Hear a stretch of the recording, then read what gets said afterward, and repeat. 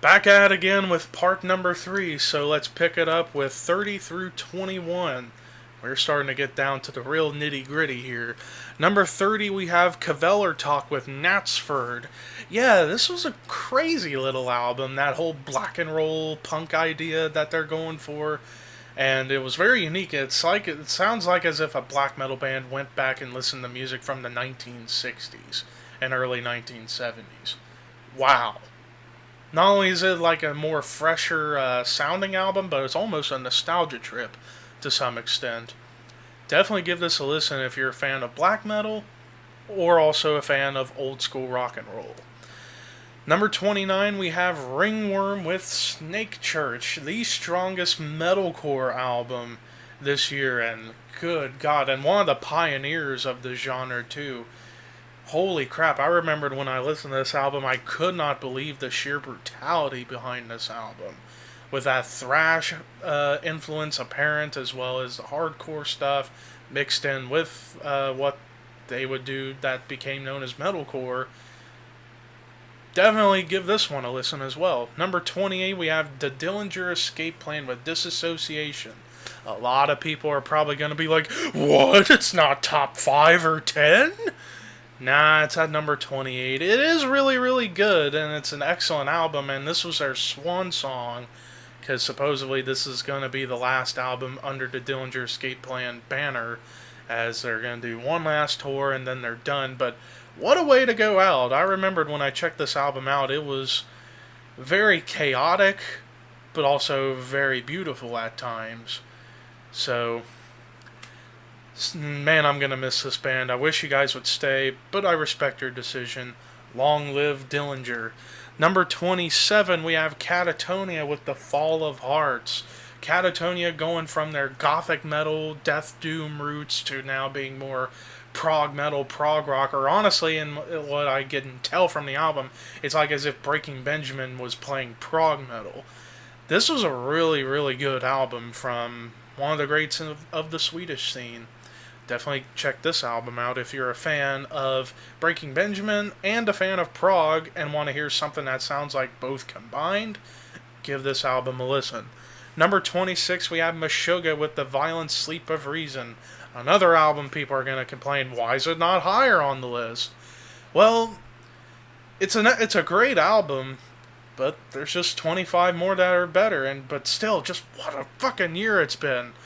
I hardly ran into any duds other than a few.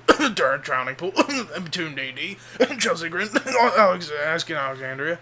But anyways, it's just been an amazing year. It's really hard to... Now this is where it's going to get really hard to really rank them, because most of these albums were absolutely excellent. So, yeah, just a lot of competition, people. Number 25, we have Hail Spirit Noir with Mayhem and Blue. My first experience with this band, and wow, it felt like I should have done LSD before listening to this album. Psychedelic prog black metal. Wow. Enough said. Let's move on. Number 24, we have Avantasia with Ghost Lights.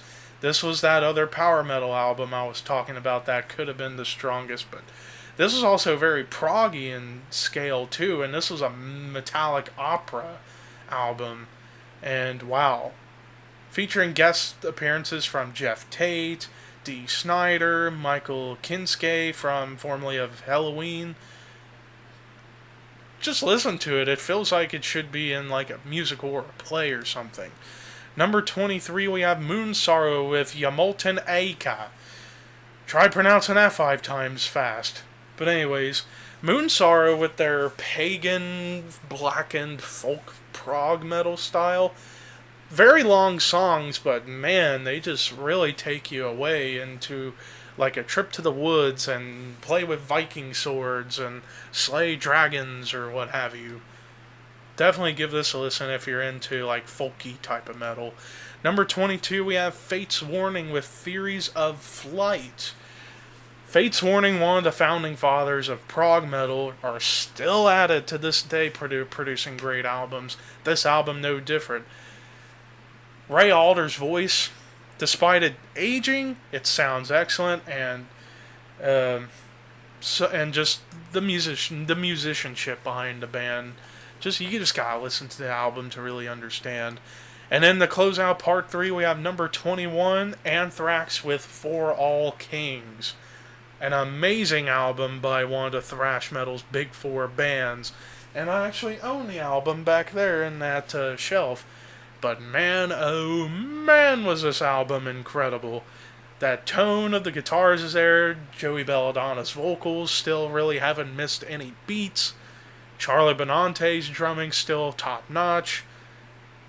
So yeah, it pretty much does everything you want to hear for a Big Four thrash album. Oh boy, we're getting down really to the wires. We are coming up to part number 4, 20 up to 11, and this is definitely where it's going to get very, very, very controversial and challenging.